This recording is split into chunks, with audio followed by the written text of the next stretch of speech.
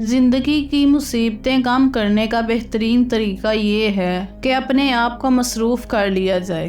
ہم پرندوں کی طرح ہوا میں اڑنا اور مچھلی کی طرح پانی میں تیرنا تو سیکھ گئے ہیں، بس اب یہ سیکھنا باقی ہے کہ زمین پر انسانوں کی طرح کیسے رہیں۔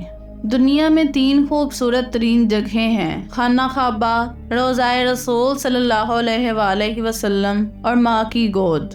تمہاری پریشانیاں تمہاری بے ادبی اور ناشکری سے جڑی ہوئی ہیں۔ دعا کے وقت آنکھوں کا بڑھ آنا قبولیت کی سب سے بڑی دلیل ہے۔ اللہ کو زبان اور دل کا سخت ہونا پسند نہیں، اس لیے اللہ نے ان دونوں کو بغیر ہڈی کے بنایا ہے۔ جب عقل مند بوڑھا ہوتا ہے تو اس کی عقل جوان ہو جاتی ہے، اور جب جاہل بوڑھا ہوتا ہے تو اس کی جہالت جوان ہو جاتی ہے۔ ہم لوگ نیک بننا نہیں، صرف نیک دکھنا اور نیک کہلوانا چاہتے ہیں، اور یہ منافقت کا سب سے اعلیٰ درجہ ہے۔ جب رب راضی ہونے لگتا ہے تو بندے کو عیبوں کا پتہ چلنا شروع ہو جاتا ہے، اور یہی اس کی رحمت کی پہلی نشانی ہوتی ہے۔ یقین جانو کہ اللہ زیادتی کرنے والوں کو بالکل پسند نہیں کرتا۔